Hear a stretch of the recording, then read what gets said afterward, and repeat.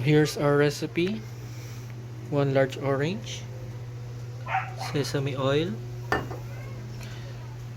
1/4 cup soy sauce, 1 teaspoon grated ginger, 3 tablespoon brown sugar, then the boneless chicken thigh, butter, and for the garnish, spring onion and sesame seed.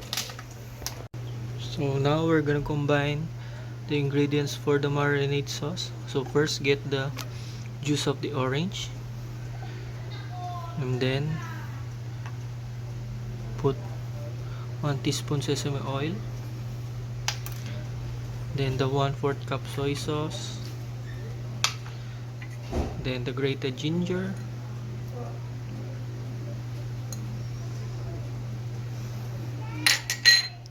and the sugar. I'm just gonna mix this all together.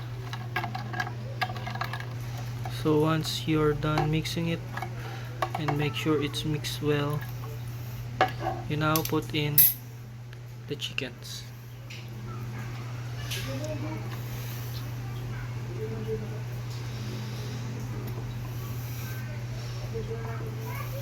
Then you can marinate this for at least 20 minutes or more. The more the better, as the meat will absorb the flavors. And you can cover it and put it in the fridge. Make sure the chicken is drained from the marinade. Then on a pan, heat some sesame oil.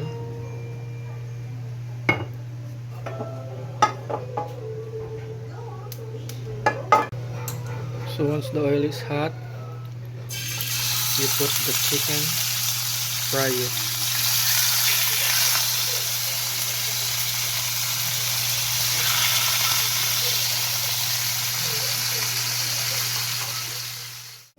It is already cooked. Flip it on the other side. So you will cook naman, fry naman the other side. So when it's done, you just set it aside.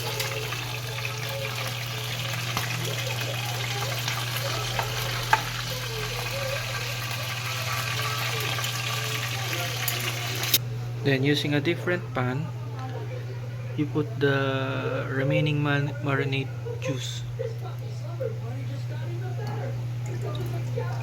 Then bring this to a boil until it thickens.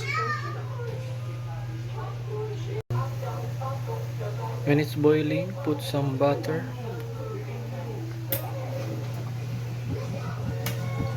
Then stir it.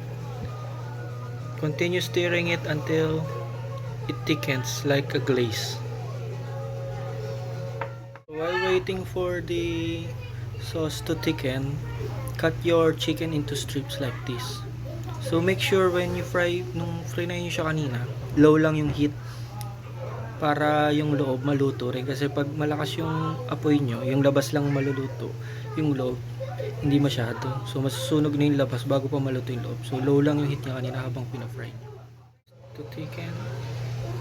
And your heat should be also in low setting, so hindi siya masunog yung ilalim. So right now it's already thick enough. So this takes around 10 minutes. So after you put this on the chicken.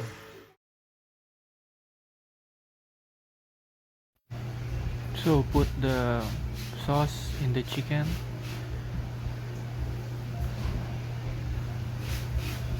And then garnish with green onions.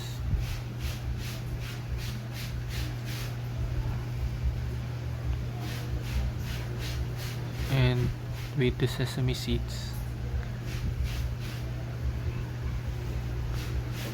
So that's it.